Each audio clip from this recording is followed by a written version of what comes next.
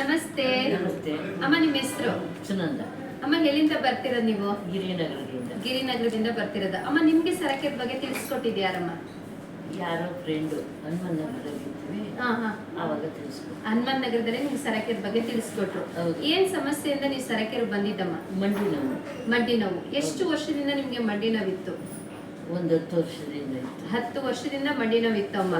ಅಮ್ಮ ಹಾಸ್ಪಿಟ್ಲಿಗೆಲ್ಲ ತೋರಿಸಿದ್ರಾ? ಹೌದು, ವಾಕ್ ಮಾಡ್ತಾ ಇದ್ವಿ. ಇದಕ್ಕಿದ್ದಂಗೆನೆ ಒಂದ್ ದಿವಸ ವಾಕ್ ಮುಗಿಸ್ಕೊಂಡು ಹೊರನಾಡಿಗೆ ಶೃಂಗೇರಿಗೆ ಹೋಗಿ ಬಂದ್ವಿ.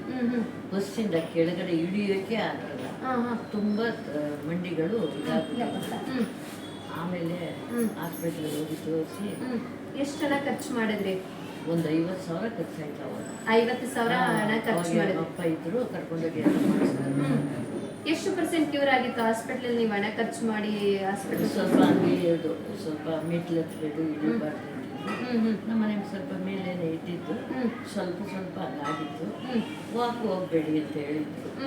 ಆಮೇಲೆ ಸೆರೆಕೆರೆ ಇದು ವಿಷಯ ಗೊತ್ತಾಯ್ತಲ್ಲ, ಸರಕೆರು ಬಂದ್ರಿ.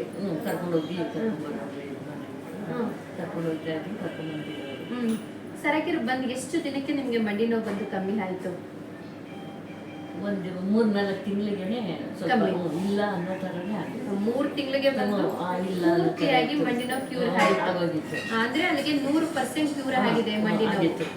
ಅಮ್ಮ ಈಗ ಮಂಡಿ ನೋವು ಚೆನ್ನಾಗಿ ಕ್ಯೂರ್ ಆಯ್ತು, ರೆಗ್ಯುಲರ್ ಸರಕೆರು ಬರ್ತಿದ್ದೀರಾ. ಸರಕೆರು ಬರುವಂತ ಅಪ್ಪ ಅಮ್ಮದಿರಿಗೆ ಏನ್ ಹೇಳ್ತೀರಾ ನೀವು? ನೀವು ಬನ್ನಿ, ಆರೋಗ್ಯ ಕಾಪಾಡ್ಕೊಳ್ಳಿ, ಚೆನ್ನಾಗಿರಿ ಅಂತ ಹೇಳ್ತೀರಾ. ತುಂಬಾ ಧನ್ಯವಾದ ಅಮ್ಮ, ತುಂಬಾ ಚೆನ್ನಾಗಿ ವಿಷಯ ತಿಳಿಸ್ಕೊಟ್ಟಿದ್ದೀರಾ.